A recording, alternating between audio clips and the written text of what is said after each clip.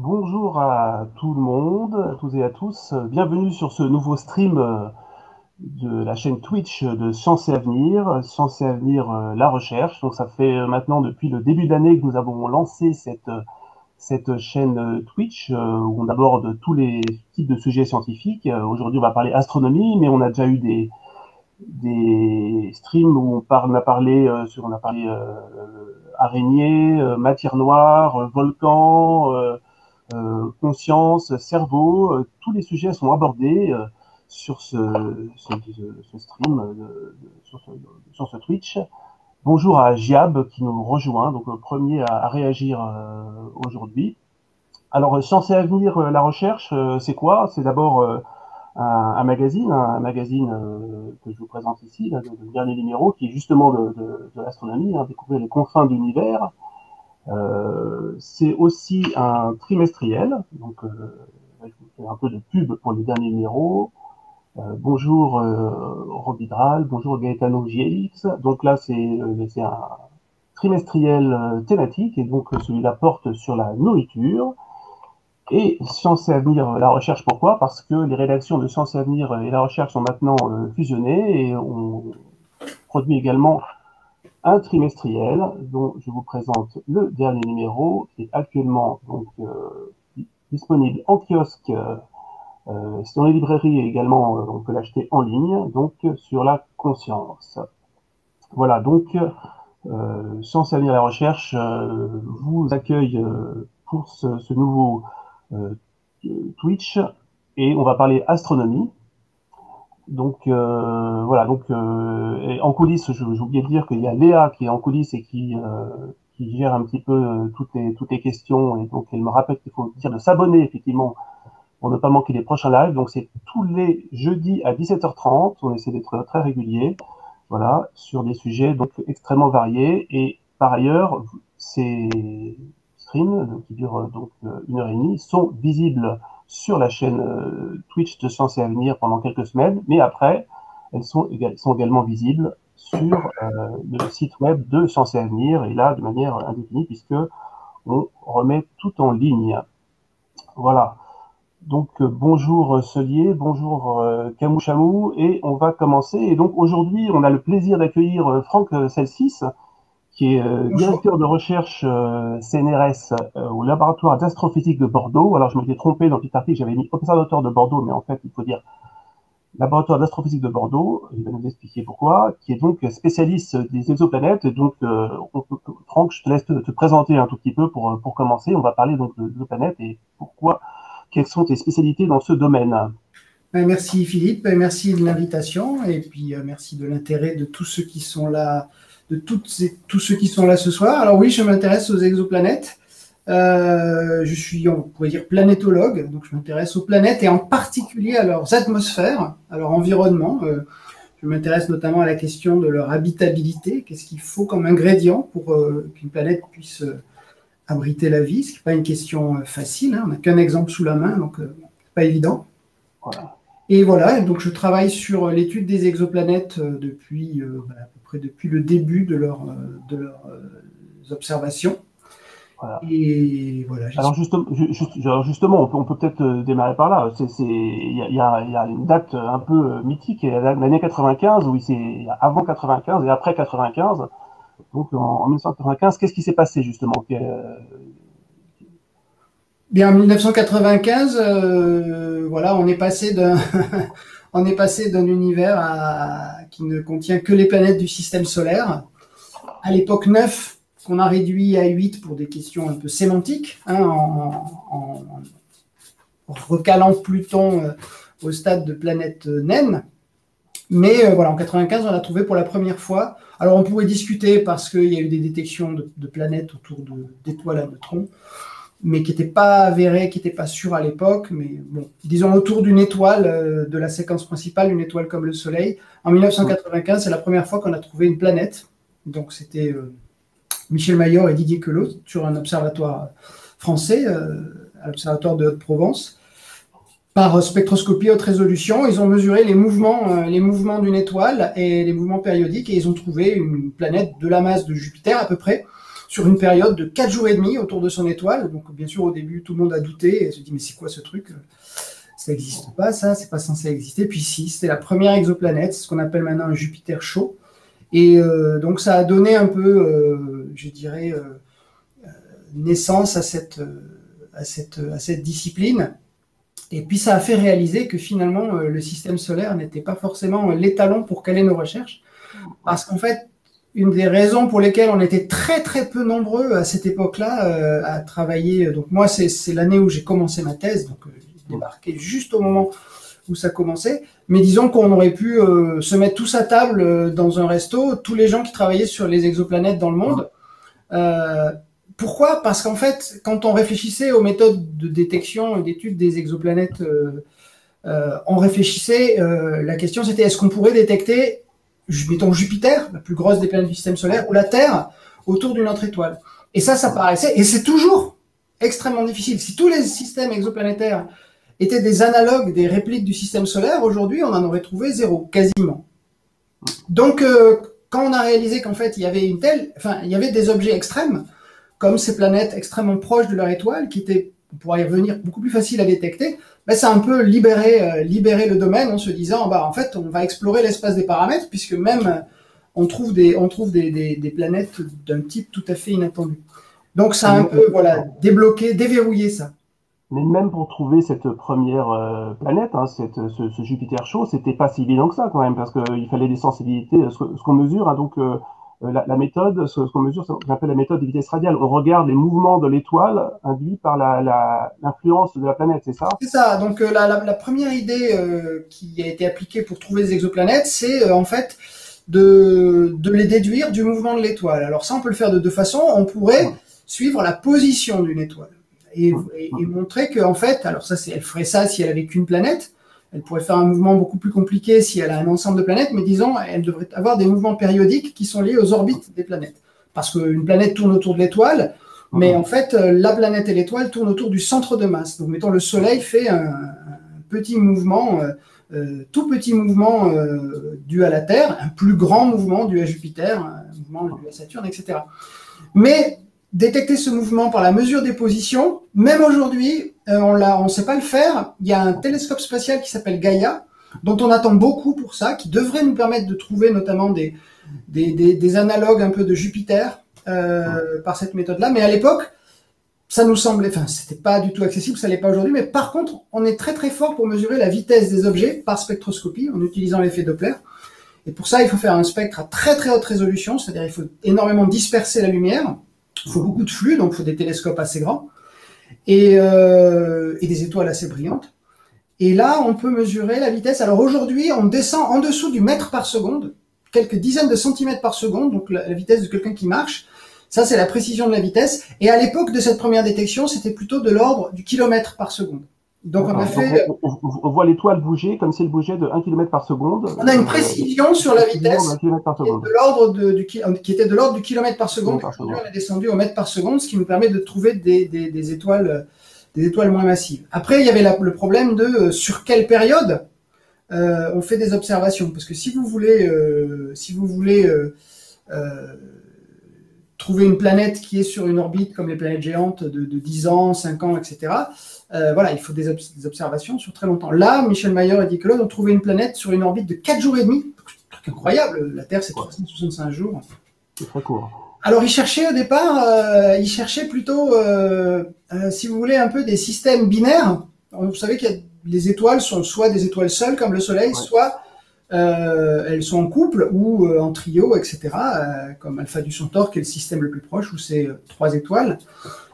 Ils cherchaient en fait des systèmes binaires où il y avait globalement une étoile et puis ce qu'on appelle une naine brune, quelque chose qui est entre la masse d'une petite étoile et la masse d'un gros Jupiter.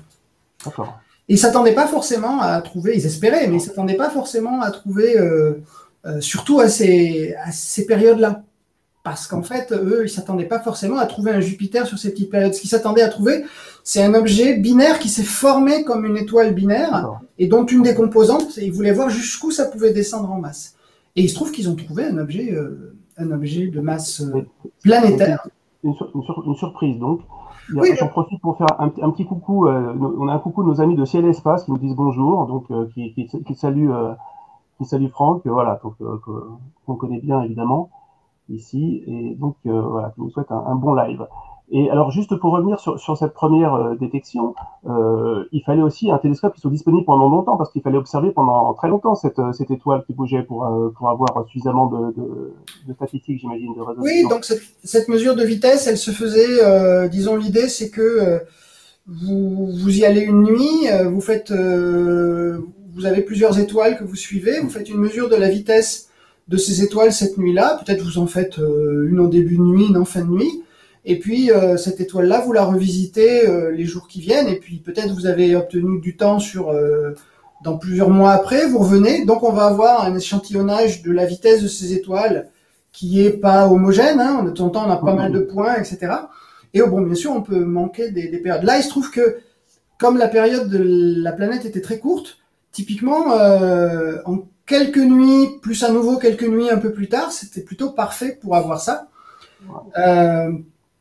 Mais bon, comme à l'époque, on ne pensait pas pouvoir trouver des planètes géantes gazeuses comme Jupiter si proches de leur étoile, pour différentes raisons, parce qu'en fait, on n'avait pas bien compris que les planètes bougeaient pendant leur formation, et qu'en fait, une planète pouvait accréter beaucoup de masse en se formant et en balayant le disque protoplanétaire, donc le disque où se forment les planètes quand il y a du gaz et de la poussière.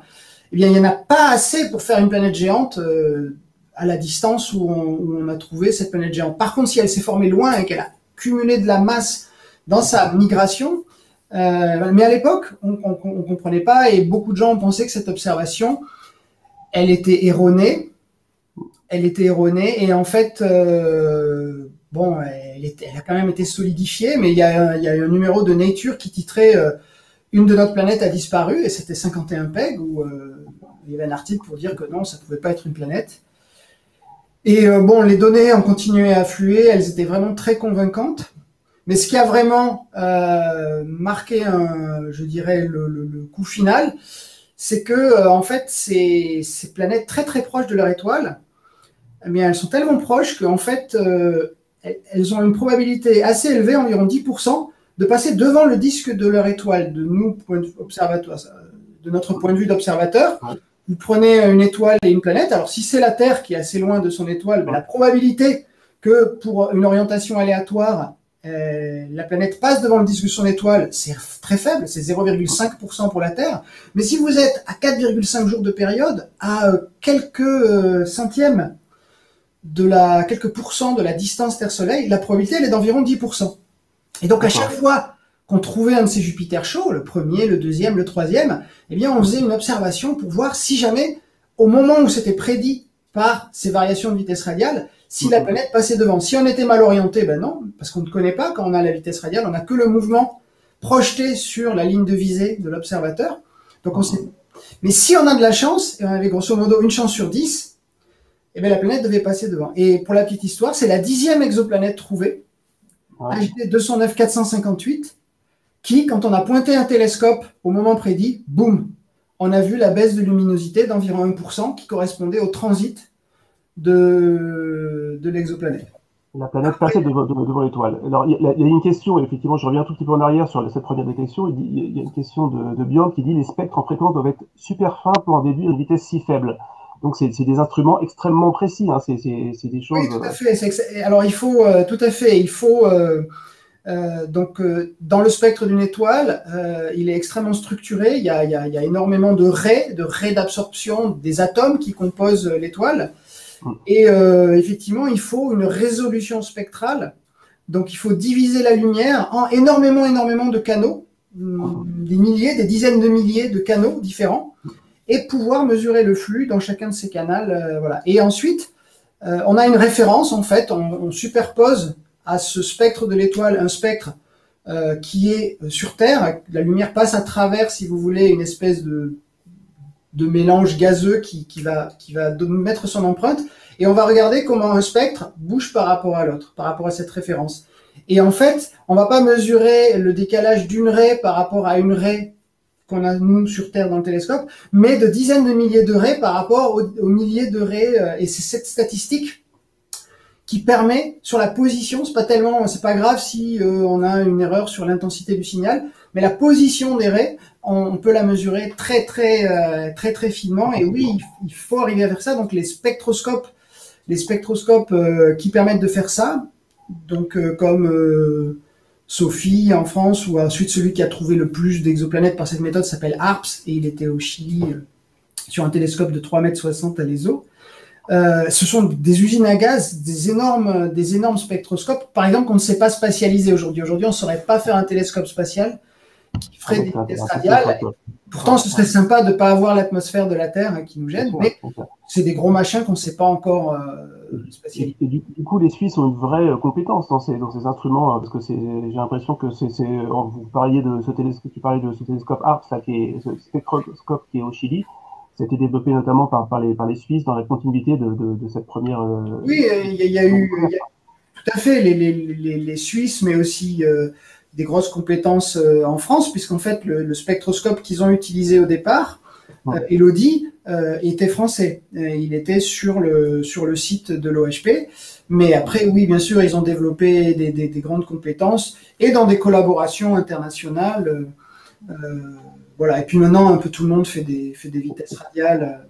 En gros, donc, si je résume, il y a deux grosses méthodes pour détecter les exoplanètes. Il y a cette première méthode des vitesses radiales, qui est la méthode historique, on va dire, où on voit effectivement le mouvement que la planète induit sur la vitesse de l'étoile. Et puis il y a cette nouvelle méthode, donc, qui est arrivée à la 10e exoplanète, cette méthode des transits ou des éclipses, où on voit que la lumière de l'étoile est très légèrement éclipsée par le passage de la planète. Et ces deux méthodes se sont développées, j'imagine.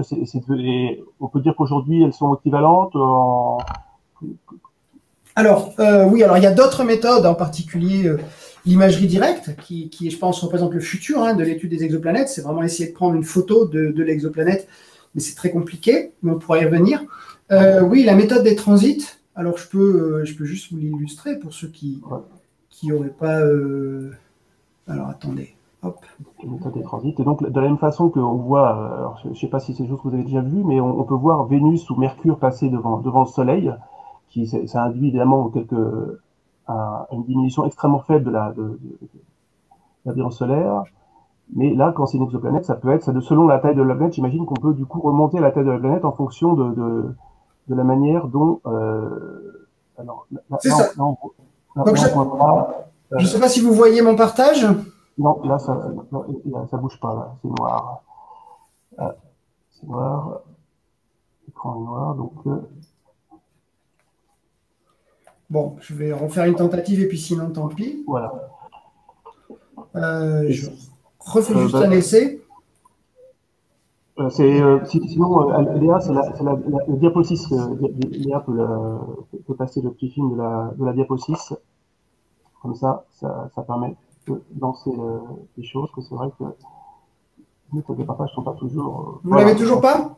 Si, c'est bon, là, voilà, parfait. Parfait. Donc, effectivement, on voit l'étoile qui passe... Voilà. C'est ça, donc... Pardon. Oui, donc l'idée, c'est que, en fait, alors ça ne représente qu'une petite fraction des exoplanètes. La plupart ont des orbites qui sont orientées n'importe comment. Donc, soit il faut regarder une planète, un système pour lequel on sait déjà qu'il y a une planète, par exemple, par la méthode des vitesses radiales. Et dans ce cas-là, en fonction des éphémérides qui nous sont donnés par ces mesures-là, on sait que si le système a la bonne géométrie, le transit devrait à peu près se passer à ce moment-là. Et donc, mais là, il faudrait les observer une par une. Ouais. Ou alors, sinon, on observe énormément d'étoiles en même temps. Et alors, quand on détecte un transit comme ça, on a plusieurs informations. D'abord, effectivement, la baisse de luminosité. Donc là, sur l'animation, on voit la planète et on voit l'étoile, mais nous, observateurs, on reçoit juste un flux de lumière et ce flux de lumière baisse un peu. Ça paraît fort là sur l'image, mais pour une grosse planète, ou disons une planète qui est grosse par rapport à son étoile, ça va être au mieux de l'ordre du %, la baisse de luminosité, ce qui, % pour nous, c'est super facile à mesurer. Hein. Ouais. Même des amateurs peuvent le faire avec leur célestron dans leur jardin et le font. Mais par contre, il faut savoir à quel moment regarder. Mais pour une planète comme la Terre, c'est de l'ordre de 1 100 millième. Donc, quand on compte les photons, il faut savoir faire la différence entre 100 000 et 100 000. Ah, vous dites 100 000, 100 000, 100 000, hop. Et une différence de 1 100 millième, c'est vraiment très faible. Mais quand vous mesurez ça, effectivement, vous avez le ratio entre le rayon de l'étoile et le rayon de la planète. Et grâce à nos modèles, on a une bonne estimation du rayon de l'étoile par rapport à ses propriétés spectroscopiques, par exemple. Donc, on en revient au rayon de la planète. La périodicité, bah, c'est le temps qui passe entre deux transits. Donc, on a la période orbitale de la planète. Et comme on connaît les lois de Kepler, on a une bonne estimation de la masse de l'étoile, et bien, du coup, on sait à quelle distance la planète se trouve de l'étoile. Et donc, on sait quel flux lumineux elle reçoit. Et donc, du coup, on a une idée de la température, disons, de l'insolation de la planète. Et si, en plus, elle est détectée par vitesse radiale, eh bien, on a aussi une estimation de la masse, puisque, du coup, on connaît la géométrie. Et là, du coup, on a la densité. Et on verra après, on peut même, pour les planètes qui transitent, avoir des mesures de la composition atmosphérique. Donc, c'est une méthode très puissante. Et aujourd'hui, c'est cette méthode-là, c'est la méthode des transits, qui a donné le plus de détection. Parce que celle-là, du coup, contrairement à l'autre, elle est transposable dans l'espace. Oui, elle marche. Alors, on peut la faire au sol. Il y a des surveys, il y a des projets d'observation, enfin, des réseaux de télescopes qui observent beaucoup d'étoiles pour voir des transits depuis le sol. Mais ce qui a donné le plus de détection, c'est le télescope spatial Kepler. Ouais. Pareil, je peux vous montrer un petit truc. À quoi il ressemble. Et donc ça, c'était un télescope américain. Ouais, qui a été envoyé en 2009. Ouais. Donc là, je ne sais pas, normalement, vous voyez mon transit. Ouais, vous le voyez? Ouais. Oui, c'est bon, ouais, tout à fait. Alors, voilà, il a été envoyé en 2009. C'est un télescope qui ressemble à ça. Ça vous dit pas grand-chose. Et l'idée, c'est que il a observé un champ d'étoiles. Donc là, c'est en fait ce que vous voyez, ces petits rectangles. Ça correspond à ces capteurs. Et ce que vous voyez, c'est le champ du ciel vu par le télescope spatial Kepler. Et il y a grosso modo 150 000 étoiles là dans ce champ, qui est un petit champ. Dans le ciel, mais il y a 150 000 étoiles. Et l'idée, c'est que ce télescope, pendant 4 ans, il a mesuré la luminosité de ces 150 000 étoiles, grosso modo toutes les demi-heures, pendant 4 ans, avec une précision d'environ 1 100 millième.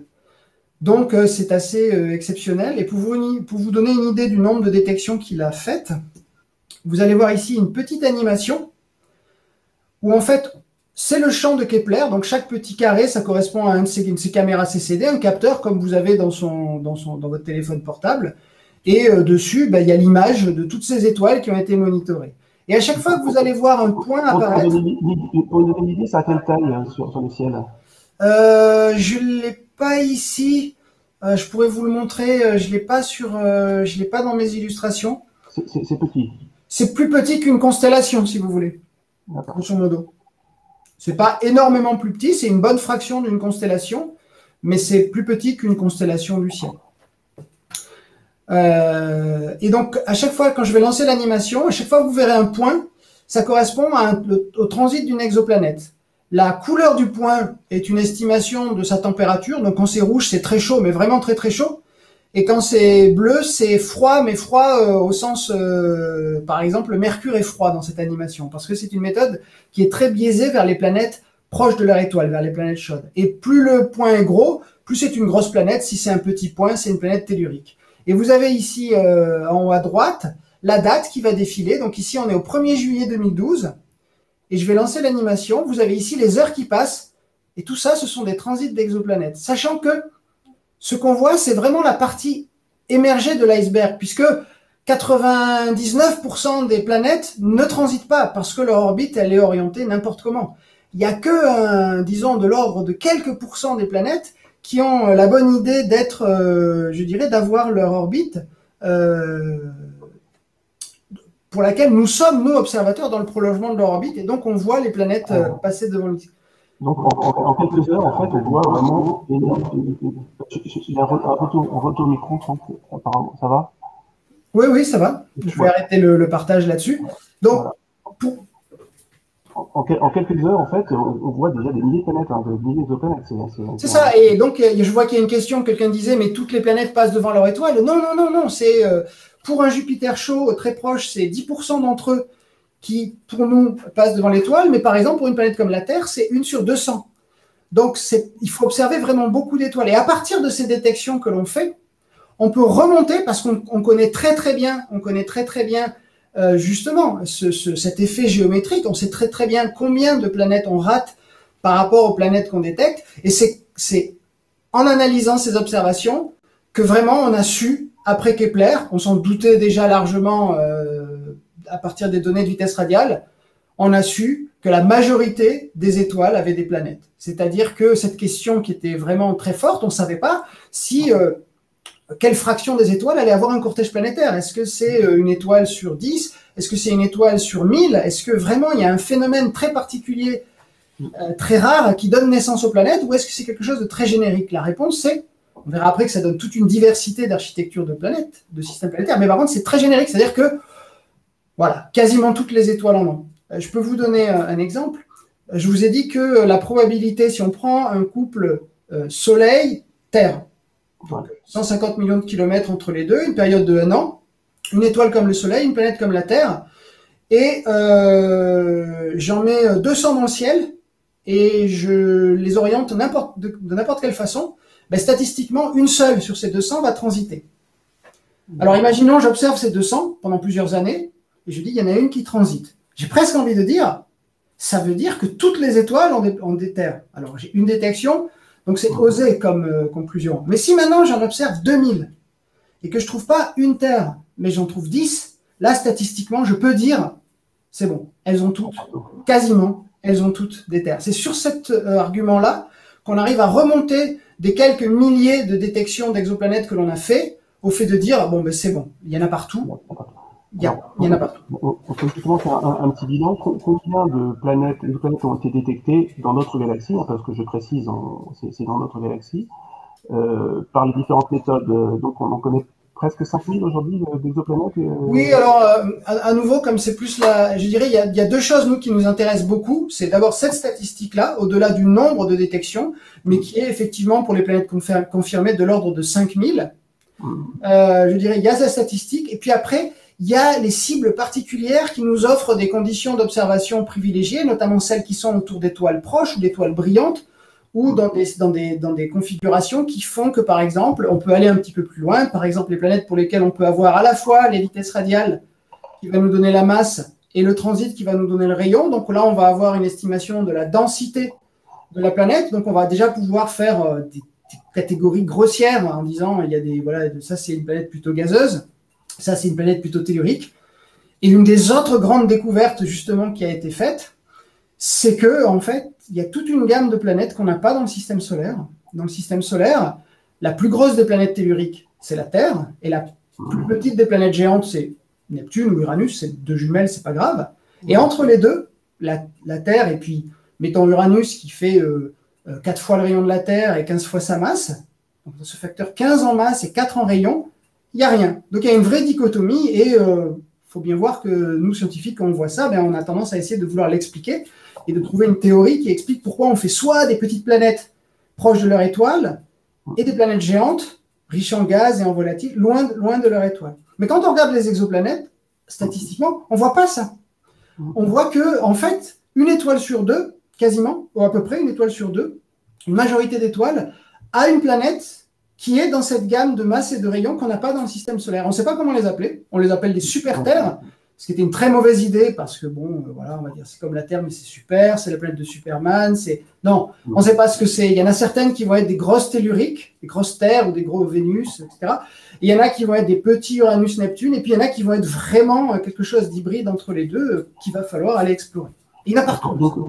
Donc, par cette méthode de densité, on peut avoir une idée de la composition. Hein. C'est ce que la composition de Bove-FX20 peut avoir à ce stade, la composition de la planète détectée, en fait. Alors, en fait, c'est ça? Alors, on peut surtout exclure des compositions quand on fait ça. On ne va pas avoir le détail de la composition juste par la mesure de la masse et du rayon, parce que c'est ce qu'on appelle un problème dégénéré. On peut avoir plusieurs compositions qui vont donner la même masse et le même rayon. Je pourrais vous donner un exemple. Je pourrais trouver par exemple une planète entre justement la Terre et Neptune et dire, bon, ben, je peux comprendre sa masse et son rayon si elle est faite, mettons, comme une Terre, mais au lieu d'avoir moins de 0,1% d'eau comme la Terre, elle a, mettons, 50% d'eau. Elle est faite à moitié d'eau. Je peux expliquer sa masse et son rayon. Mais je peux aussi l'expliquer, par exemple, avec un cœur très dense, avec beaucoup de fer, une partie très dense, et autour, une atmosphère, mettons, d'hydrogène. Et je peux arriver à la même masse et au même rayon. Donc, l'étape suivante, c'est vraiment de sonder l'atmosphère pour apporter aussi une contrainte sur l'enveloppe externe et pouvoir en dire plus sur la composition. Donc, on a vraiment une zone où se mélangent des populations très différentes et qu'on n'est pas forcément capable de différencier. Alors, question de 78, as-tu déjà photographié directement des exoplanètes? Et sinon, est-ce que ce sera bientôt possible? Tu avais dit qu'on l'avait déjà fait en 2004, je crois, la première fois. Ouais. Donc, je vais vous montrer ça. Oui. Alors, ça a mis beaucoup de temps à pouvoir le faire. Je trouve l'image, je cherche l'image. Parce qu'effectivement, de 95 première détection, 2004 première image, la difficulté évidemment, c'est que les étoiles sont extrêmement brillantes et elles cachent, les planètes. Donc il faut trouver un moyen pour assombrir l'étoile pour que la planète puisse apparaître. Donc en fait, quand on regarde une étoile avec un télescope, cette étoile qui est ponctuelle à la distance où elle se trouve, pour nous, en fait, elle est plus ponctuelle dans le plan image du télescope, là où on enregistre cette image.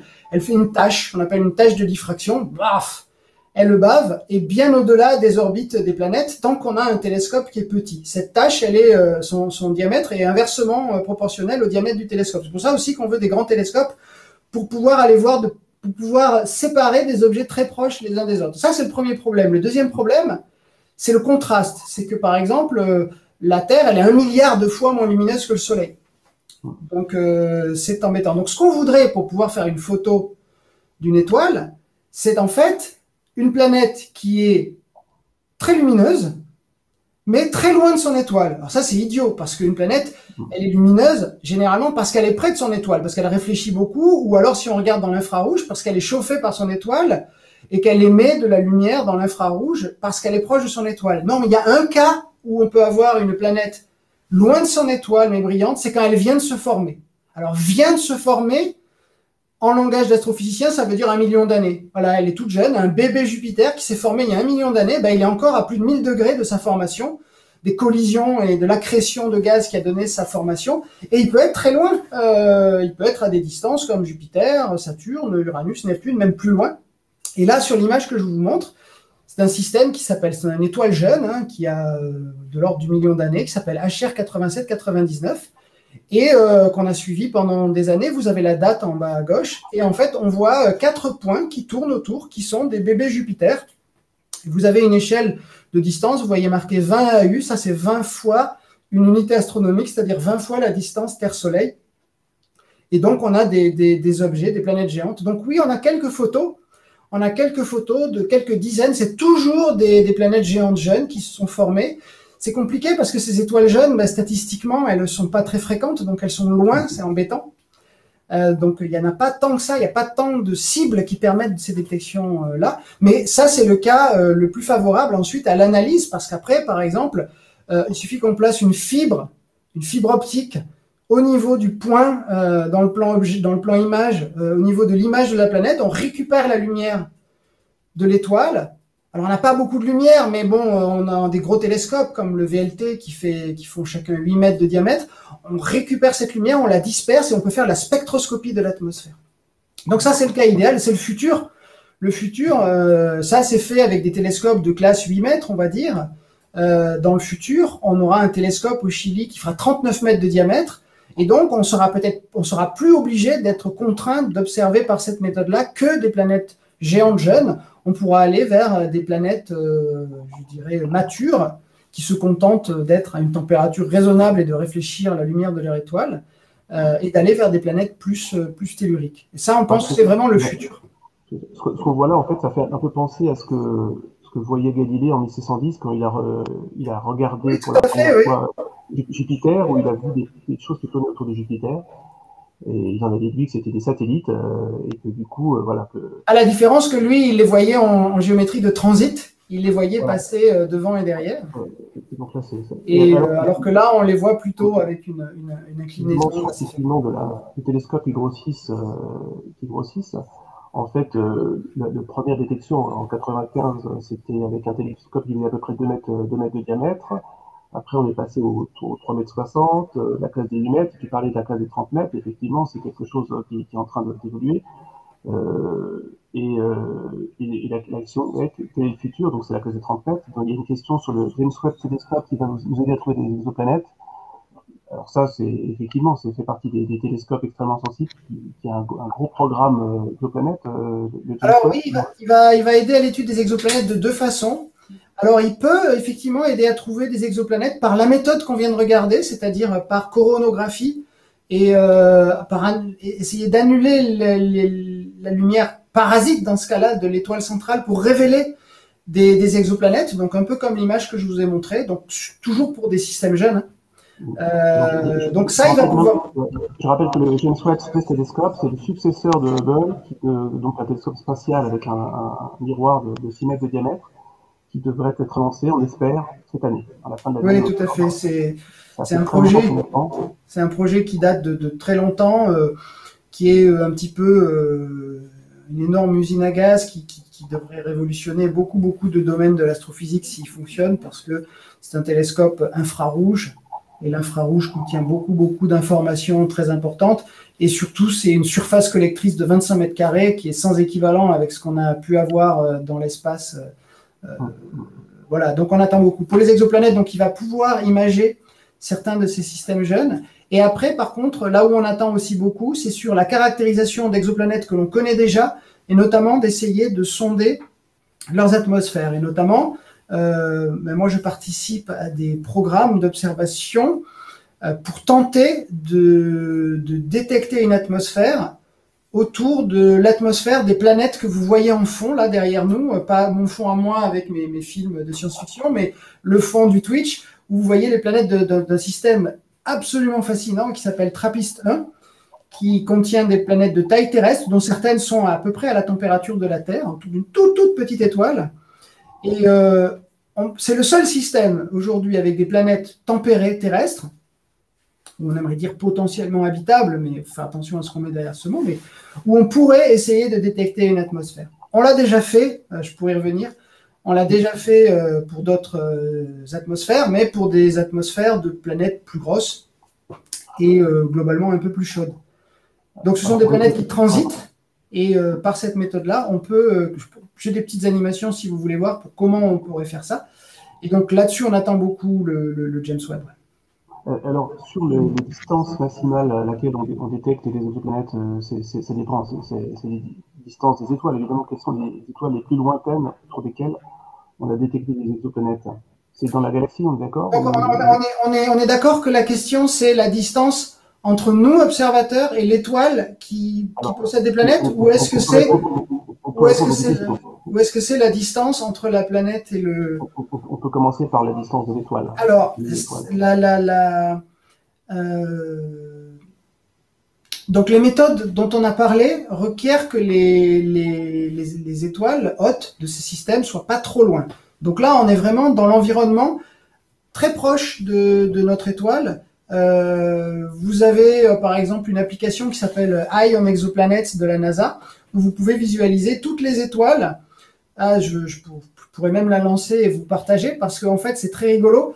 Cette distribution des étoiles qui ont des exoplanètes, elle n'est pas du tout uniforme. On a une première partie qui est uniforme, et ensuite on a un long fuseau d'étoiles qui correspond au champ Kepler. Donc Kepler, lui, a regardé de façon plus profonde. Il a détecté des exoplanètes autour d'étoiles qui sont à plusieurs centaines d'années-lumière. Et puis vous avez un autre fuseau qui va vers le centre de la galaxie, qui va beaucoup plus loin, lui, et qui, lui, est lié à une autre méthode de détection qui s'appelle la méthode des micro-lentilles gravitationnelles, où là, l'idée, c'est qu'en fait, on observe des étoiles très lointaines, mais très brillantes, des étoiles géantes, qui sont vers le centre de la galaxie, donc à plusieurs dizaines de milliers d'années-lumière, voire même dans d'autres galaxies, disons par exemple dans les nuages de Magellan, les galaxies satellites de la Voie lactée. Et l'idée, c'est qu'on observe beaucoup de ces étoiles d'arrière-plan qui sont loin. C'est pas autour de ces étoiles qu'on cherche les planètes, mais de temps en temps, il y a la lumière d'une de ces étoiles qui augmente sur plusieurs jours, plusieurs semaines. Et là, il y a un réseau de télescopes qui est essentiellement dans l'hémisphère sud, au sud de l'Amérique du Sud, au sud de l'Afrique, en Australie, qui se relaient comme ça. Quand il y a une étoile dont la luminosité augmente, on la suit. Généralement, c'est un phénomène de l'antigravitationnel. Ça veut dire qu'à peu près à mi-chemin entre nous, observateurs, et cette étoile géante qui est très loin, proche du centre de la galaxie, est en train de passer une petite étoile qu'on ne voit même pas parce qu'elle est trop loin, mais une étoile comme le Soleil ou un peu moins massive que le Soleil, et qui est en train de jouer le rôle de l'antigravitationnel. Elle nous focalise la lumière de cette étoile lointaine par des effets de relativité générale, comme l'expérience d'Eddington en 1919 qui montre, enfin, peu importe. Et alors, ça, c'est un phénomène qui est lié à l'étoile, mais si cette étoile qui sert de lentille possède des planètes, alors la courbe au cours du temps d'élévation de cette luminosité et de redescente de luminosité, elle va avoir une structure beaucoup plus complexe que juste la cloche qu'on aurait si l'étoile est isolée. On peut avoir, boum, des phénomènes très, très complexes liés au fait qu'en fait, on n'a pas une lentille simple, mais on a une caustique, c'est-à-dire une superposition des effets de plusieurs lentilles, l'étoile et les planètes. Et après, il y a des modèles très complexes pour essayer de comprendre ça. On peut ensuite, avec des télescopes, des gros télescopes, essayer de détecter la lumière de l'étoile qui a servi de lentille, donc pas la grosse qui est au fond, mais celle qui est passée devant. Ça nous permet de connaître les propriétés de cette étoile et ensuite, du coup, les propriétés des planètes. Donc, c'est une autre méthode assez complexe, mais qui est intéressante parce qu'elle permet de détecter des planètes que les autres méthodes ne permettent pas encore de détecter. Ça permet d'en voir beaucoup, justement. Ça a permis d'en détecter beaucoup et d'avoir des caractéristiques. Oui, il y en a. Alors, oui, il y a pas mal de détections. Il y a des détections très intéressantes de systèmes qui n'ont pas d'équivalent dans les autres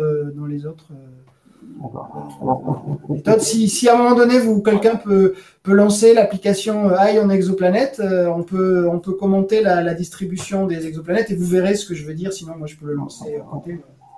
Et alors, une question qui revient encore sur l'image. Est-ce qu'on peut imaginer un système un télescope gigantesque qui serait autour, un télescope spatial gigantesque qui permettrait d'imager, d'avoir vraiment une photo d'une planète semblable à la Terre, par exemple? C'est quelque chose qu'on peut imaginer?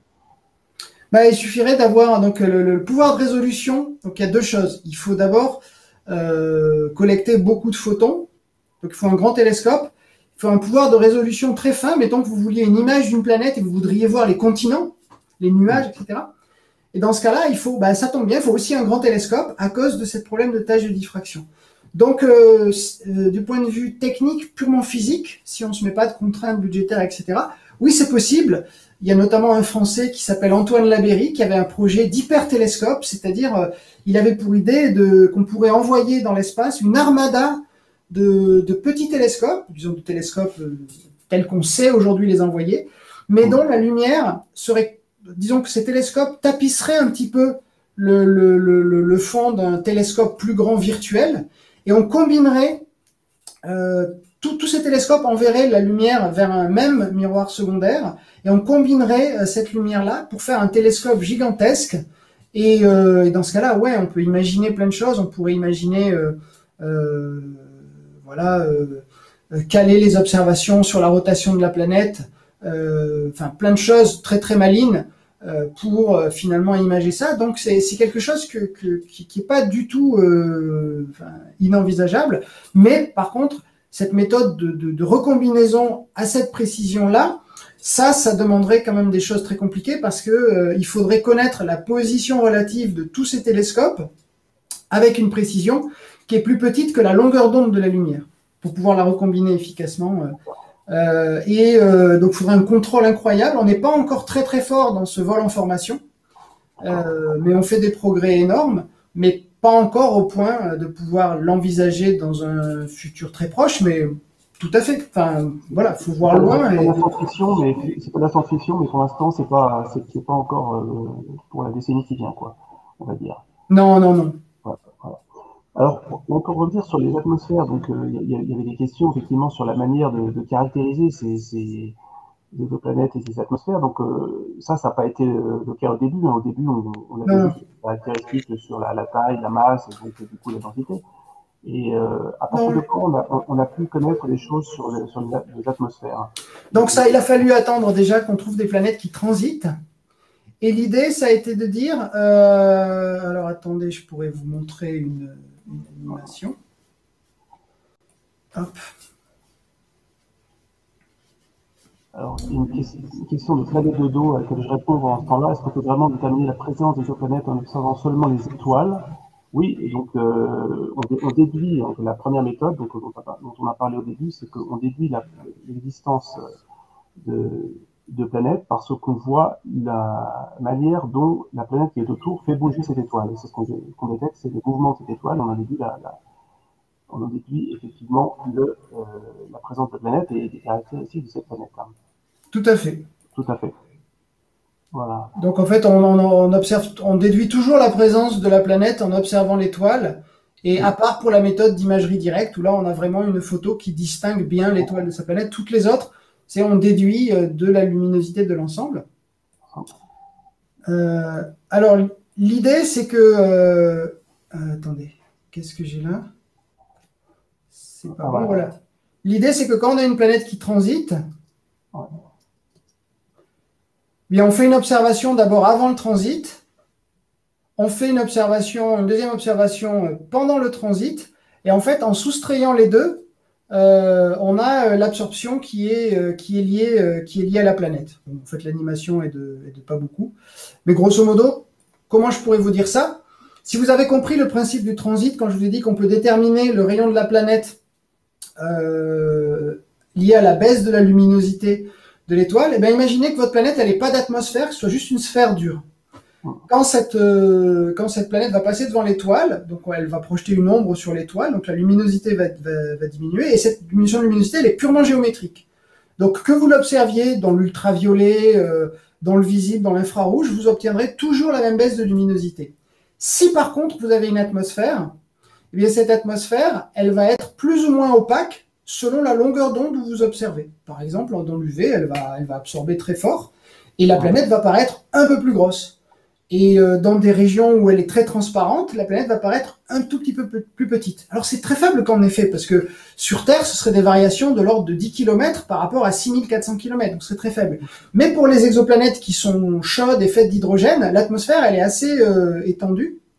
Et du coup, ces effets peuvent être très forts. Donc la première fois qu'on a mesuré ces variations du rayon, ça a été dans des raies atomiques, notamment du sodium, où donc on a détecté du sodium dans la haute atmosphère de ces planètes-là.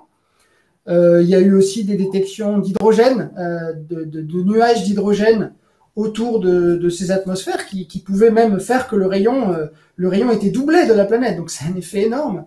Et alors il y a eu plein de discussions pour savoir si ces nuages d'hydrogène sont de l'hydrogène qui s'échappe de l'atmosphère, parce qu'elle est très irradiée, ou si en fait ce sont des protons du vent stellaire qui, dans la magnétosphère de la planète, se recombinent avec des électrons, font de l'hydrogène qui après est rayonisé. Et en fait, on pense qu'il y a un mélange des deux, ça dépend des planètes. Donc on ne sait pas trop différencier entre ces deux origines possibles de ces enveloppes d'hydrogène. Donc là, pour l'instant, on en était resté à la haute atmosphère. Et puis en 2007, une étude à laquelle j'ai eu la chance de participer, on a fait ça dans l'infrarouge avec Spitzer, et on a pu sonder plus profondément et aller chercher des signatures moléculaires. Et là, on a vu, alors ça a été très controversé à l'époque, parce qu'on avait 3 points de données.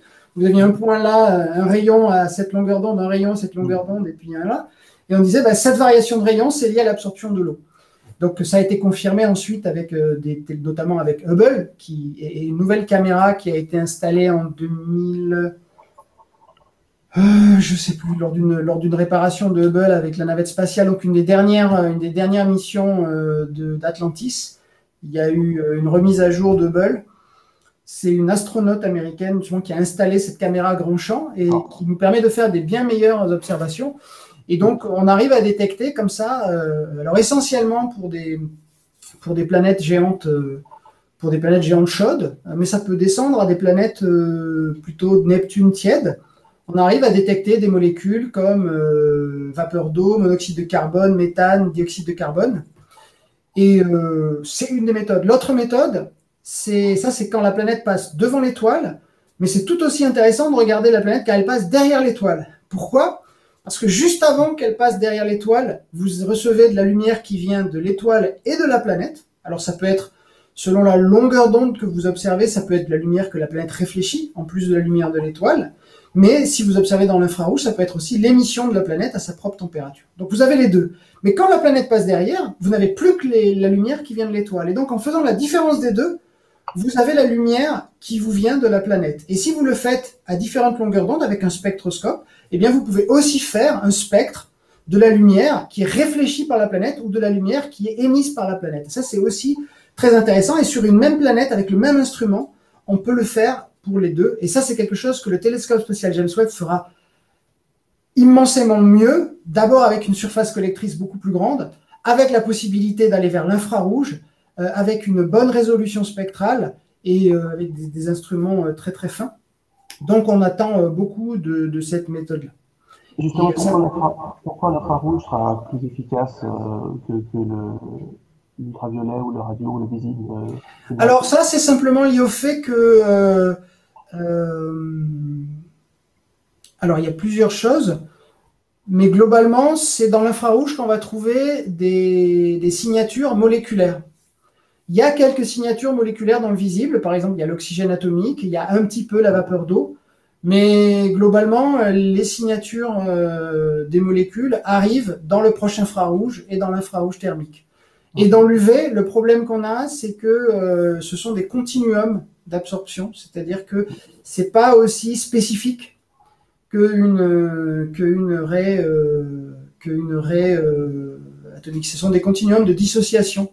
Donc en fait, pour avoir fait de la spectroscopie, vous avez un état d'énergie de départ et un état d'énergie d'arrivée. Et ça vous donne une signature très précise en longueur d'onde. Mais si la molécule est cassée, vous avez un état de départ précis, mais à l'arrivée, vous pouvez avoir ce que vous voulez, puisque c'est un continuum d'énergie pour les produits de la photodissociation. Là, c'est un peu technique ce que je dis, mais disons que c'est très difficile de différencier les molécules dans l'ultraviolet. Dans le visible, il n'y a pas beaucoup de signatures. Et alors, dans le proche infrarouge et l'infrarouge thermique, il y a des signatures, et puis ça nous informe sur la température de la planète. Donc, par exemple, quand la planète disparaît derrière l'étoile, simplement quand on fait la différence des deux, ça vous donne la température de brillance de la planète. Et même on peut aller plus loin, c'est-à-dire que dès lors qu'on a pu mesurer le flux de l'étoile seule quand la planète était cachée derrière, eh bien si on monitore l'émission de l'ensemble sur toute une orbite, eh bien on va avoir une modulation qui est liée à la lumière que nous envoie la planète selon sa phase. C'est-à-dire que quand elle vient de passer... J'essaie de mimer les choses, mais je le fais très mal. Ça c'est l'étoile. La planète est derrière. Là, vous avez que l'étoile. Là, elle vous présente, la planète sort, elle vous présente son côté jour. Elle passe ici. Là, il y a transit. Et là, c'est son côté nuit, beaucoup plus froid que son côté jour qui était là. Et donc, la différence de luminosité qu'on a entre ces deux points, c'est la différence de température entre le côté jour et le côté nuit. Et on arrive à mesurer ça. Et ça nous met des contraintes sur les vents que l'on peut avoir. Il y a des vents tempériques, il y a des vents extrêmement rapides. Il y a des vents extrêmement rapides parce que ces planètes qui sont proches de leur étoile sont en rotation synchrone. Elles sont synchronisées par les forces de marée, ce qui fait que leur période de révolution, la période de révolution autour de l'étoile, est égale à la période de rotation sur elle-même. Comme la Lune autour de la Terre qui tourne en 29 jours autour de la Terre et 29 jours sur elle-même, ce qui fait qu'elle présente toujours la même face à la Terre. Ben là, ces exoplanètes qui sont proches de leur étoile, et elles présentent toujours la même face à leur étoile. Alors, ce sont des boules de gaz, donc ça a un sens un peu confus, ça. Et donc, du coup, bien sûr, ce gaz se met en mouvement. Et alors, après, on a d'autres méthodes. On a la spectroscopie à haute résolution. On arrive aussi à détecter, par exemple, la première exoplanète détectée, qui s'appelle 51 PEG, donc celle détectée par Michel Mayor et Didier Queloz en 1995.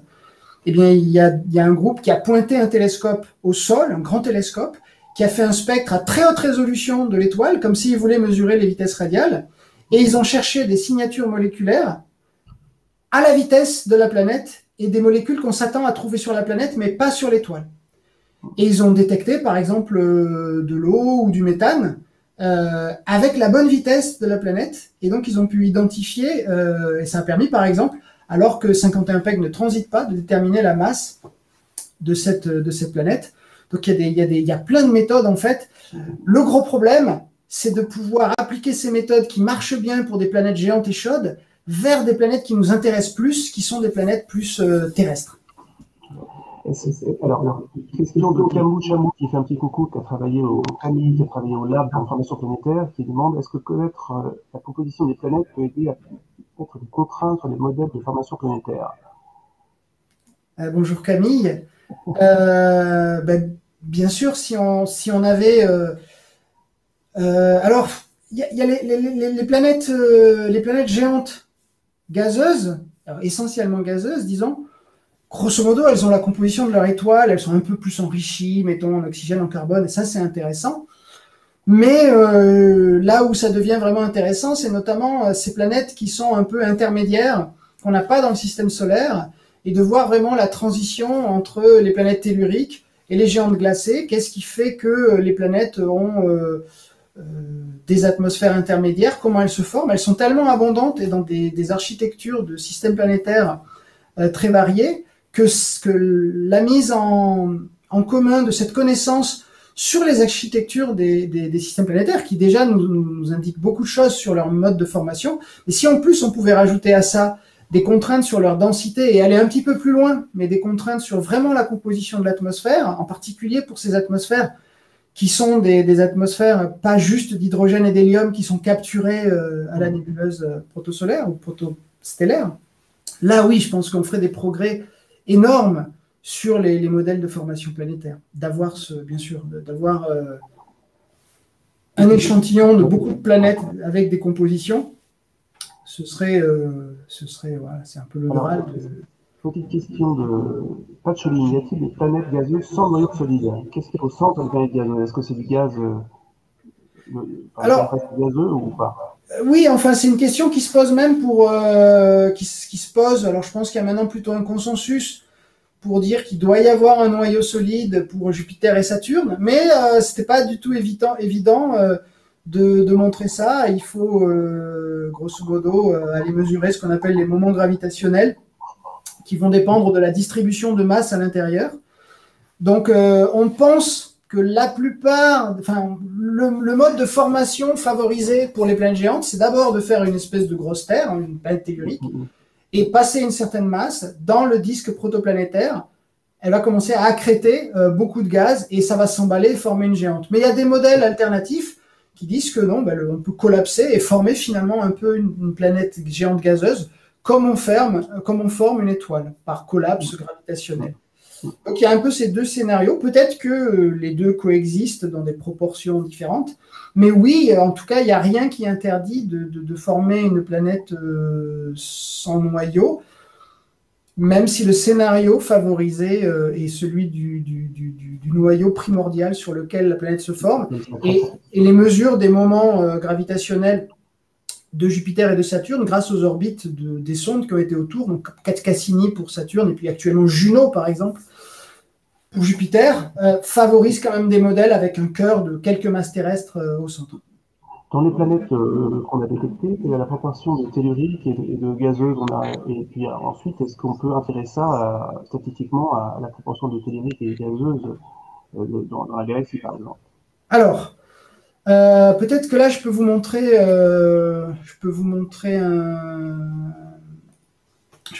quelque chose. Allez, on va commencer par ça. Hop. Donc là, je vais montrer un peu un panorama des exoplanètes qu'on connaît. Je ne sais pas si vous voyez ça. Ouais. Donc, ce qu'on voit ici...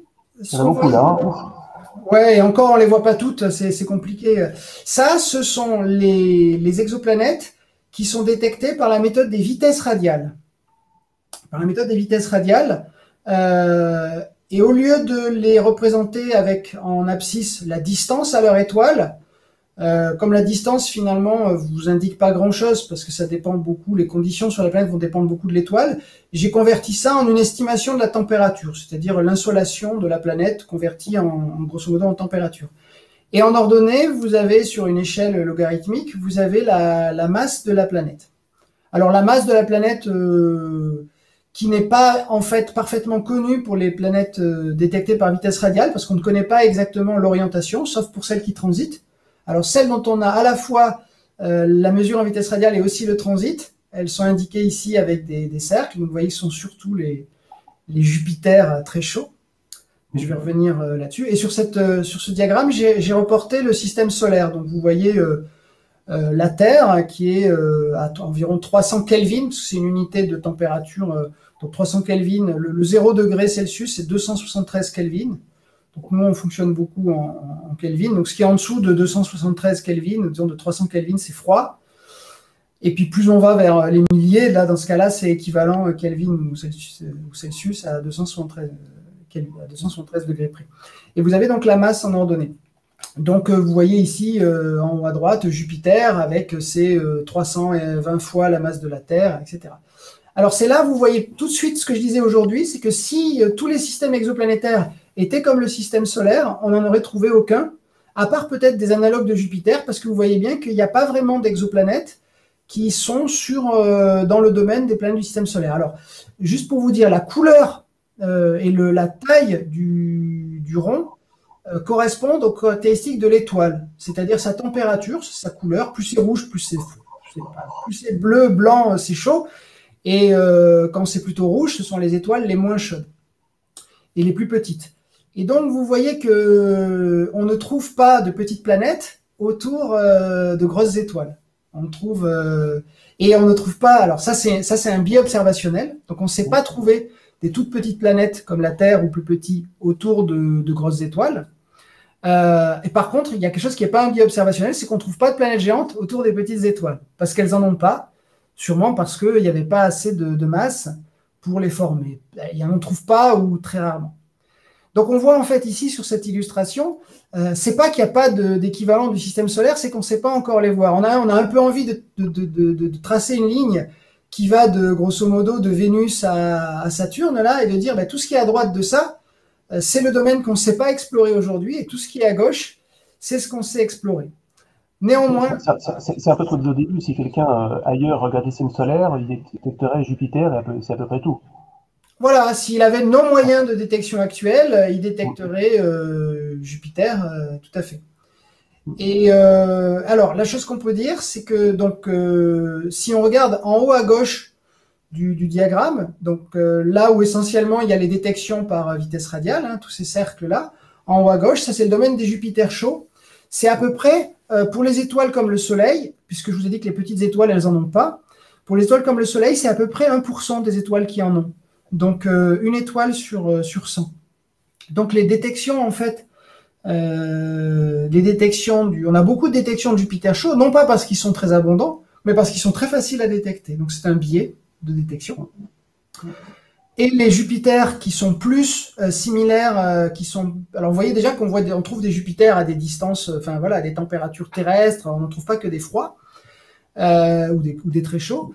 Eh bien, d'une façon générale, les étoiles de type solaire, environ 10% ou un peu plus, ont un Jupiter, ont une planète géante.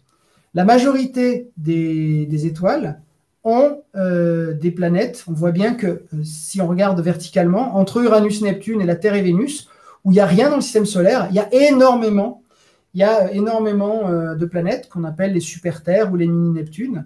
Et ça, il y en a vraiment, vraiment beaucoup. Et là, c'est plus d'une étoile sur deux. Et alors, les exoplanètes vraiment telluriques, on en a détecté relativement peu. On les a détectés surtout autour de petites étoiles. C'est pour ça qu'autour de la Terre et de Vénus, vous voyez surtout des points rouges ou oranges, des petits points. Notamment les petits points, les quelques tout petits points rouges qui sont près de la Terre, ce sont les planètes de TRAPPIST 1. C'est pas il y en a pas beaucoup, on pense qu'il y en a même peut-être plus que les autres, donc on pense que c'est très fréquent parce que c'est plus facile de former une petite planète qu'une grosse. En fait, pour former des grosses planètes, il faut d'abord en former des petites. Simplement, on n'a pas encore capacité de les voir, mais à partir des quelques-unes détectées, on sait par exemple que probablement la majorité des toutes petites étoiles ont des planètes telluriques. Alors, voilà, donc ça c'était pour... voilà. Bah, après, je pourrais vous montrer le même diagramme, mais avec des rayons, au lieu d'avoir des masses, pour aller vers les planètes qui transitent. Mais ça nous apprendrait pas plus de choses finalement que ça. Alors, des questions assez drôles. Est-ce qu'il y a des planètes autour de trous noirs ou de étoiles à neutrons? Alors, étoiles à neutrons, on sait que oui, ça a été même, en fait, je vous le disais au début, on a d'abord détecté des planètes autour d'étoiles à neutrons en 1993 par une méthode qui ressemble un peu à la méthode des vitesses radiales. C'est-à-dire qu'en fait, certaines étoiles à neutrons qu'on appelle pulsars émettent un rayonnement, notamment un rayonnement radio, mais pas que, mais un rayonnement radio avec des pulsations qui reviennent avec une fréquence extrêmement stable. Ce sont parmi les horloges les plus précises, les plus stables de l'univers. Et certains de ces pulsars présentent une modulation qui est liée au fait que, en fait, ils s'éloignent et ils se rapprochent, liés à la présence de planètes. Donc, en fait, quand un système planétaire, quand une étoile, pour les étoiles les plus massives, alors pour lesquelles on n'a pas de données sur quand elles sont encore étoiles, on n'a pas de données sur leurs planètes parce qu'elles sont trop lumineuses pour chercher des planètes. Mais disons, elles ont une vie très courte et puis après elles évoluent soit en naines blanches, soit, alors pour les naines blanches, on a évidence qu'elles ont accrété des planètes lors de cette phase-là, soit des étoiles à neutrons pour vraiment les étoiles massives, et puis après des trous noirs. Et le devenir de ces planètes, en tout cas ces observations autour de pulsars, nous montrent que les planètes soit persistent après cette phase de supernova, soit se reforment dans un disque après ça. Et donc pourquoi pas aussi autour de trous noirs, notamment les trous noirs qu'on appelle stellaires, qui sont le résultat de la mort d'une étoile, par opposition aux trous noirs supermassifs qui font des millions, voire des milliards de masses solaires et qu'on trouve au centre des galaxies. Où là, il faudrait... Enfin, voilà. Mais bon, oui, on pourrait peut-être avoir une planète dans ce cas-là. On peut imaginer que quand l'étoile explose à la fin de sa vie, elle balaye tout et que du coup... Voilà, mais ce sont des calculs compliqués, ce sont des choses qui sont difficiles à faire. Il y a des gens qui travaillent là-dessus, mais voilà, il faudrait plus d'observations pour pouvoir confronter les modèles aux quelques observations, les modèles qu'on a, c'est de la physique un peu extrême. Donc c'est pas ma spécialité, il y aurait des gens beaucoup plus compétents que moi pour parler de ça. Mais oui, c'est fascinant d'imaginer. Après, il y a des planètes aussi qui sont éjectées de leur système, notamment au début de leur histoire. On pense qu'il y a beaucoup de planètes qui sont éjectées des systèmes planétaires pendant leur formation. Alors, soit des grosses planètes, soit des débris, des astéroïdes, un peu comme les astéroïdes ou comètes qui viennent d'autres systèmes et qui ont traversé le système solaire, donc, comme par exemple Oumuamua, dont vous avez sûrement entendu parler, ou Borisov, qui sont des objets qui viennent d'autres systèmes planétaires et qui ont été balancés dans l'espace interstellaire, dans la galaxie, et qui sont venus rencontrer ils sont passés très très vite dans le système solaire. Et on sait qu'il y a aussi beaucoup de planètes flottantes dans l'univers, avec la grande question, est-ce qu'elles se sont formées comme des étoiles, mais simplement avec des masses planétaires? Quel cas, il faudrait probablement donner un autre terme que planète, ou elles se sont formées comme Jupiter autour d'une étoile, et puis dans une instabilité gravitationnelle entre toutes les planètes, elles ont été éjectées. Comme on les trouve dans les régions de formation d'étoiles, parce que comme pour les détections de planètes géantes dont je vous ai parlé tout à l'heure, il faut qu'elles soient jeunes pour être observées, donc on les trouve dans des régions de formation d'étoiles, et donc justement où elles peuvent être formées des deux façons, soit éjectées des systèmes qui sont en train de se former là, soit par accrétion, comme les autres étoiles du gaz. Donc on a beaucoup de mal à trancher ça. C'est assez intéressant comme question. Donc, des planètes, il y en a partout, il y en a des telluriques, des gazeuses, et une question de fil de bon, est-ce qu'il y en a des liquides?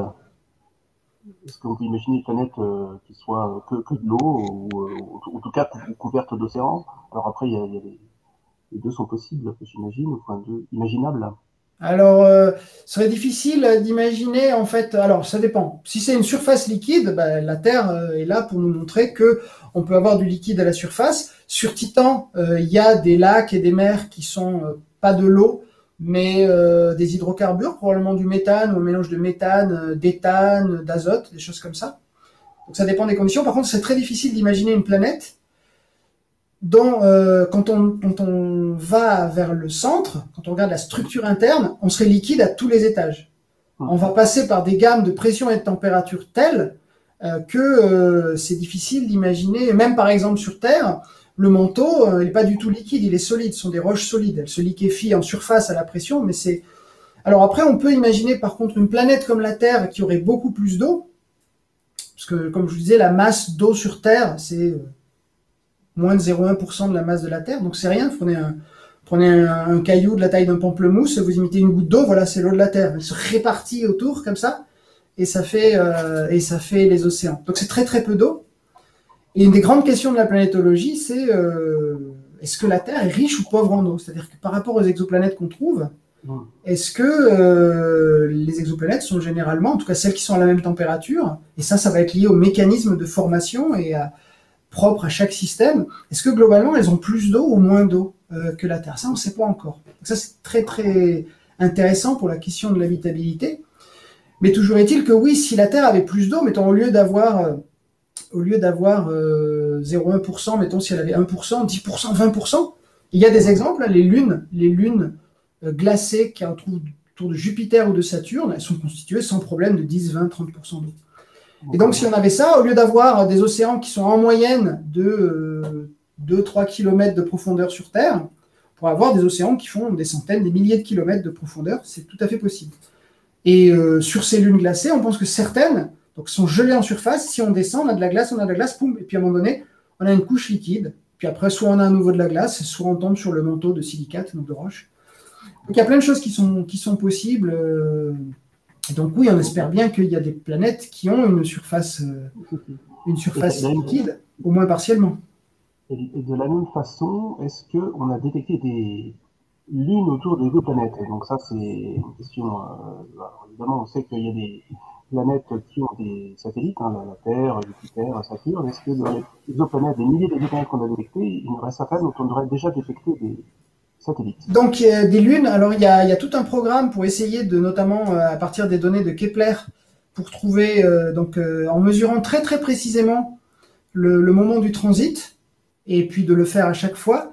Si une planète a une lune, eh bien, comme en fait c'est le centre de masse de la Lune et de la planète qui orbite, eh bien, parfois c'est la Lune qui arrive avant, parfois c'est la planète, et donc ça devrait créer des différences de timing du moment précis des éclipses.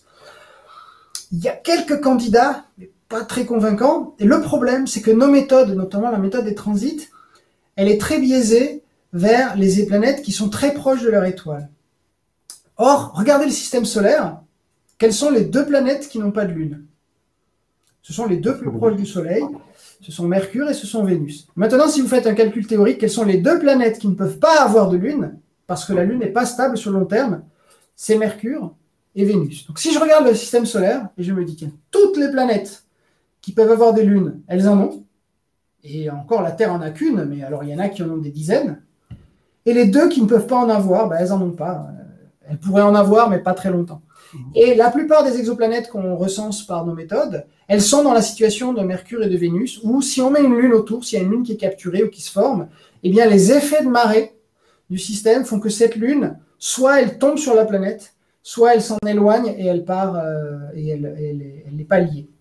Donc il peut y avoir des lunes au début de l'histoire ou pendant un bref moment, mais on ne s'attend pas à en trouver. Donc il faut aller chercher ces lunes. Donc ça, c'est une vraie confirmation de ce modèle. On ne trouve pas de lune dans les planètes Kepler. Il y a quelques objets Kepler qui sont à longue période, mais hélas, la recherche de lune, elle est très difficile parce que comme il faut faire le timing des transits, si vous observez une planète qui a une période de 3 ans, vous n'avez qu'un transit dans Kepler. Donc après, il faut programmer d'autres observations avec Hubble. Il y avait un cas où une équipe avait eu l'impression de mieux modéliser les observations avec, donc c'était une planète géante qui aurait une lune de la taille de Neptune, parce que il faut que ce soit une lune assez balèze pour qu'on soit capable de l'observer. Mais il semble qu'on peut très bien expliquer ce qui a été observé autrement. La méthode des lentilles gravitationnelles a mis en évidence des cas de planètes géantes qui semblent avoir une lune très massive. Mais, enfin, disons, comment je pourrais dire ça? C'est plutôt, grosso modo, une toute petite étoile, une planète isolée ou une naine brune de masse planétaire qui aurait une planète tellurique autour. Un peu comme le système TRAPPIST-1, mais au lieu de prendre une étoile au centre, vous prenez un objet qui a une masse planétaire et il a une planète tellurique autour. Alors d'abord, les valeurs précises de masse, etc., on joue un peu sur les mots, sont discutées. Et puis, ça m'embête un peu d'appeler ça une lune, parce que pour moi, pour avoir une lune, il faut au moins 3 corps, c'est-à-dire il faut un objet central, une première orbite, et l'objet en orbite a son propre satellite. Donc jouer un peu sur les mots par rapport aux masses des objets pour dire on a détecté une exolune, c'est un peu osé. Mais donc c'est très très difficile de les détecter. Beaucoup de programmes de recherche avaient un peu omis ce fait que la plupart des exoplanètes observées sont très proches de leur étoile et ne peuvent pas avoir de lune stable. On peut parler un petit peu d'habitabilité. Donc c'est cette grande question, on appelle ça zone habitable, zone d'habitabilité. Donc on imagine qu'il y a des planètes dans lesquelles il pourrait y avoir de la vie, donc on essaie d'estimer si ils sont à la bonne distance de leur étoile pour qu'il y ait de l'eau liquide. Donc c'est quelque chose sur lequel tu travailles beaucoup, ça, Franck, tu peux nous en parler un petit peu? Alors oui, disons que on s'intéresse beaucoup au climat qu'on peut avoir sur une planète et on s'intéresse grosso modo à essayer de déterminer la gamme des architectures possibles, donc en fonction des types d'étoiles, des distances orbitales, des périodicités, où on pourrait avoir des conditions habitable avec 4 séries de guillemets, parce que habitable pour nous astrophysiciens, grosso modo, ça voudrait dire quelque chose comme il n'est pas interdit d'avoir de l'eau à l'état liquide à la surface de la planète. Et ça pose déjà un problème, c'est qu'en fait, on pourrait dire que c'est arbitraire de s'intéresser à l'eau en surface. Par exemple, vous savez peut-être qu'on s'intéresse beaucoup à des océans internes aux lunes de Jupiter et de Saturne, à certaines lunes de Jupiter et de Saturne. On aimerait un jour aller explorer pour voir si ce ne sont pas des lieux propices à une forme de vie. Disons, ça fait partie des lieux dans le système solaire où on n'a pas encore mis une grosse croix sur la possibilité de chercher de la vie. Ça veut pas dire qu'on pense qu'il y a de la vie, mais il y a de l'eau liquide, donc on a envie d'aller voir. Et donc les gens qui étudient là-dessus, ils disent « mais vous êtes idiots avec vos exoplanètes à vous intéresser que l'eau en surface ». Mais ça, on y reviendra. Si on s'intéresse à l'eau en surface, c'est qu'en fait, justement, on ne peut pas y aller, nous, avec la pelle et la pioche et creuser pour voir ce qu'il y a dedans. Si on veut voir ce qui se passe dans ces environnements-là, et notamment éventuellement une activité biologique, il faut que cette activité biologique, elle mouline sévère, qu'elle change les observables de cette planète, un peu comme la vie a transformé la Terre. Et ça, je ne vais pas trop entrer dans les détails, mais d'un point de vue thermodynamique, il nous semble que c'est possible que si la vie, elle a appris à utiliser la lumière de son étoile, à faire une forme de photosynthèse qui pourrait être différente de la nôtre, parce que si la vie n'utilise pas dans ses métabolismes le rayonnement de l'étoile, elle va devoir utiliser des sources d'énergie locales à la planète, par exemple le flux géothermique, la chaleur qui vient de l'intérieur, qui crée un gradient de température et bon, des petits déséquilibres chimiques. Et grosso modo, ce que la vie va faire là, ça ne va pas mouliner très fort et ça ne va pas se différencier énormément de ce que simplement fait la chimie habituellement. Donc on sait que la vie n'a pas besoin de lumière, elle peut exister sur Terre, elle existe dans des endroits sans lumière, mais pour résumer les choses vraiment à la louche, elle ne fait pas grand-chose, elle ne crée pas beaucoup de masse, elle ne change pas les grands cycles de la matière de la planète. Dès lors que sur Terre, la vie a trouvé un moyen d'utiliser ce rayonnement pour casser la molécule d'eau, utiliser l'hydrogène de l'eau pour récupérer le carbone du CO2, elle a transformé la planète en quelque chose d'autre, avec une atmosphère riche en oxygène, etc. Donc, c'est pour ça qu'on s'intéresse à l'eau en surface, mais que ce terme de zone habitable, il est mal nommé. Ce n'est pas vraiment une question d'habitabilité. On pourrait avoir des écosystèmes sous la surface d'une planète qui ne reçoivent pas de lumière, mais on pense qu'ils seraient un peu indétectables, à moins d'aller sur place.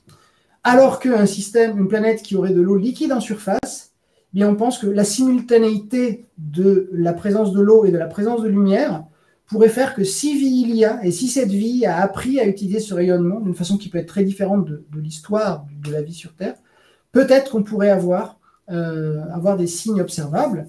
Donc, c'est quoi ces signes observables, ces biosignatures en fait? Alors, on ne sait pas, parce qu'il faut être très prudent avec ça.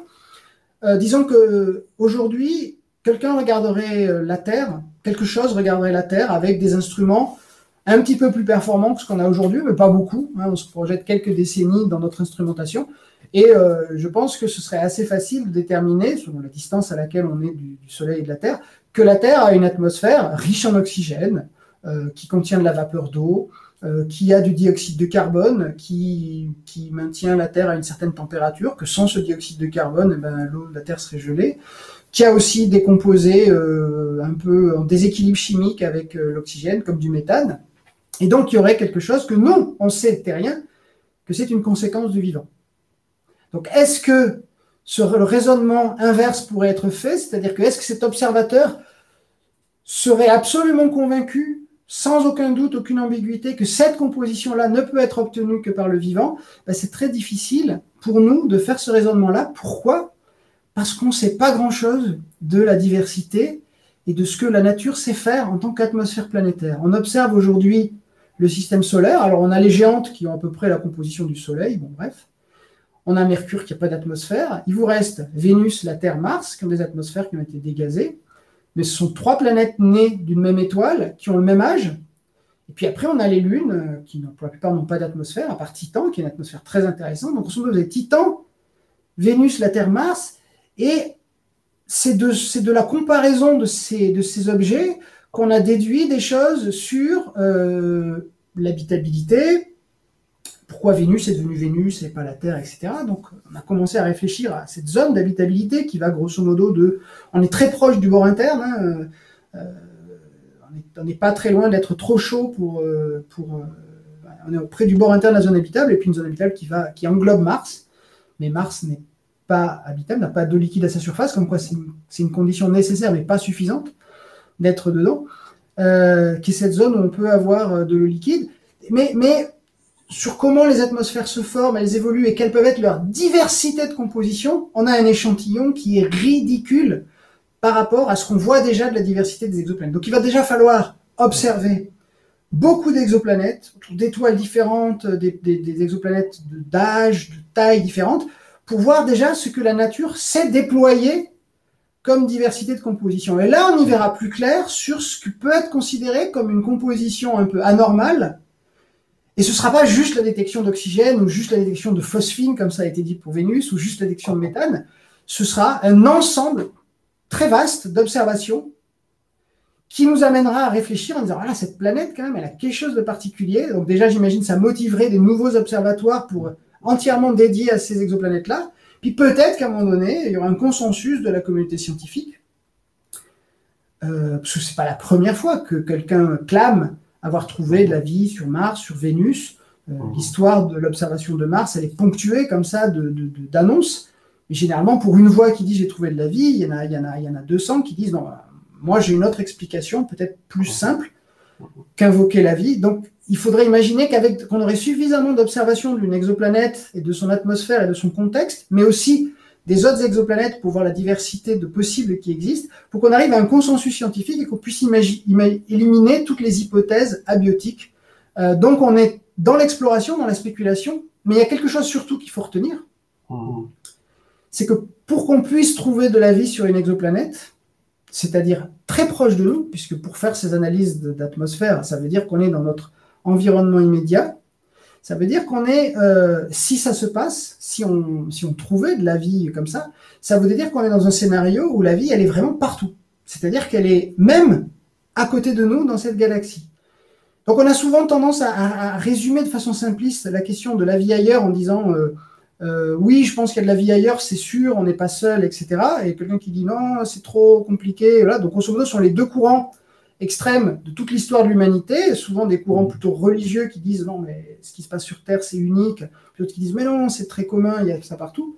Mais en fait, il y a toute une infinité de possibles entre les deux. C'est-à-dire que on pourrait très bien dire, moi aussi j'ai un problème avec la question de l'unicité en physique, ce qui se passe ici, dans un univers aussi vaste que le nôtre, c'est dur d'imaginer que ça ne se passe pas ailleurs. Mais par contre, ça peut être très rare.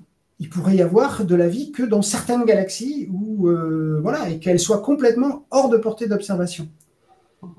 Donc, par contre, quand vous entendez un astrophysicien ou une astrophysicienne qui dit « Donnez-moi 10 milliards de dollars et je vous construis un télescope et je vous trouve de la vie sur une exoplanète dans les 20 années à venir », il y a l'aspect technologique, la capacité d'analyser l'image de cette étoile, mais il ne faut pas oublier que la faisabilité ou l'imminence de l'entreprise, elle dépend aussi et surtout de la distribution de la vie dans l'univers. Il faut, pour qu'on puisse la trouver dans les générations à venir, qu'elle grouille, qu'elle pète de partout, qu'il y en ait quasiment autour de toutes les étoiles. Parce que s'il faut aller la chercher à l'autre bout de la galaxie ou dans une autre galaxie, c'est pas demain la veille. Donc voilà, la science aujourd'hui ne sait pas donner de probabilité, ne sait pas placer le curseur. Si on avait montré que les planètes étaient rares, c'est-à-dire que les étoiles, globalement, n'avaient pas de planètes, on aurait pu dire, bon ben voilà, ça va être galère de trouver de la vie. Déjà, on n'a pas trouvé de planète. Mais on n'est pas dans cette hypothèse-là. Il y a des planètes partout, c'est le titre de votre soirée. Donc c'est pas ça qui va nous limiter. Mais il y a tellement d'autres choses qui pourraient faire que la vie est rare, ou pas, on n'en sait rien. On ne sait pas placer maintenant ce curseur-là. Mais il faut bien garder en tête que même si on est tous très motivés à chercher des techniques pour essayer de voir comment on pourrait détecter de la vie ailleurs, si détection il y a, ça n'est que dans le scénario où la vie est vraiment prolifère à foison dans notre galaxie au point d'en occuper une majeure partie de notre environnement proche. Et ça, c'est pas du tout anodin. Parmi toute la gamme d'hypothèses, c'est une toute petite fraction de ces hypothèses-là. Donc ça, c'est quelque chose à garder en tête. C'est ce que répond à une question de Proc 78. Vu le nombre de planètes qu'on a trouvées, sachant que c'est une toute petite partie de ce qui existe au total, difficile de croire que la menace de la vie n'a pas pris que sur notre Terre. Tout à fait, tout à fait. Ça, c'est la question de l'unicité. C'est-à-dire, bien sûr, oui, c'est difficile de dire que, même si on est biaisé dans notre position d'observateur, c'est difficile de dire que ça ne s'est pas passé ailleurs. Maintenant, entre eux, ça s'est sûrement passé ailleurs et ça s'est passé partout ailleurs, il y a des ordres et des ordres et des ordres et des ordres de grandeur, de différence dans les différents scénarios. C'est-à-dire qu'il y a une différence entre dire ça a bien dû se passer ailleurs et de dire c'est quasiment inéluctable au point que si vous avez une planète à la bonne température, boum, vous avez de la vie. Voilà. Ça, c'est quelque chose que je vois dans mes interactions avec les autres, avec des collègues, qui est pas toujours évident à capter. C'est qu'on est toujours dans ces deux scénarios extrêmes d'unicité ou de pullulement infini de la vie, mais en fait, il y a toute une gamme de possibles. Mais finalement, ce que nous a appris toute l'étude de ces exoplanètes, c'est que le système solaire était relativement unique, en tout cas de ce qu'on en a compris, c'est que le système solaire... Alors, unique. Ça, c'est aussi quelque chose qu'on entend souvent. Alors, bien sûr, vous l'avez vu dans mes diagrammes, on n'a pas de système aujourd'hui qui ressemble au système solaire, mais on peut pas les voir. Ce qu'on peut dire, c'est que c'est pas la majorité. On peut dire que c'est pas la majorité. Et notamment, si on commence à regarder, ça dépend quelles sont les caractéristiques qu'on prend du système solaire. Par exemple, si vous dites, en première approximation, pour un astrophysicien, le système solaire, c'est d'abord le Soleil et Jupiter. Bien déjà, on est dans, allez, on va dire entre 10-20% des étoiles de type solaire, mais que des étoiles de type solaire. Donc les étoiles qui ont des Jupiters, on va dire, c'est 10% des étoiles de type solaire, mais les étoiles de type solaire, c'est 10% des étoiles dans la galaxie. Donc déjà, on est déjà à peu près à 1%, 1/100 des étoiles. Et beaucoup de ces exo-Jupiters, de ces planètes géantes dans les autres systèmes, sont sur des orbites très excentriques, qui foutent le bazar. Vous n'avez pas la place d'y mettre une Terre, ou voilà. En tout cas, c'est différent de chez nous. Et là, on tombe maintenant à 1/1000. Alors imaginez si après je rajoute Saturne, je veux avoir quelque chose qui ressemble au système solaire, on va forcément tomber sur quelque chose d'exceptionnel. Mais ce petit jeu-là, je pourrais le jouer avec quasiment tous les autres systèmes planétaires. Ils sont tous, si vous voulez, ils partagent tous, un peu comme vous, on est tous des humains, mais on a des empreintes digitales différentes, donc on est tous uniques, mais on a énormément de choses en commun. Et le grand problème pour sélectionner les systèmes qui sont plutôt favorables à la vie, c'est de savoir qu'est-ce qui a joué sur l'apparition et l'évolution de la vie dans les caractéristiques du système solaire. Il est très facile de dire qu'est-ce qui a joué un rôle, comme par exemple, je sais pas moi, le taux de bombardement de la Terre, ça a donné des extinctions, il y a 65 millions d'années, boum, les dinosaures au revoir, les mammifères arrivent, donc ça a joué, mais est-ce que c'est indispensable? Non, on peut imaginer d'autres scénarios. Est-ce qu'on pourrait avoir de la vie sur une planète qui n'a pas de lune? Bien entendu. On dit parfois que la Lune stabilise l'orbite, l'axe de rotation de la Terre.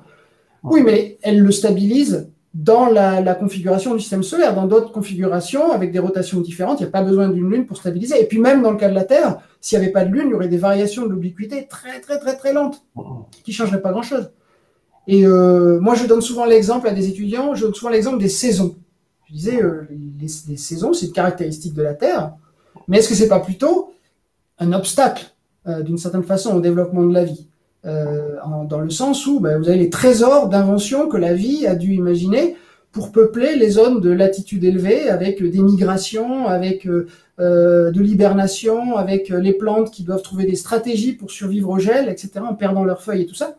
Donc ça semble un acquis. Mais il y a plein de planètes qui n'ont pas de saison parce qu'elles n'ont pas d'obliquité, parce que les effets de marée les auront érodées.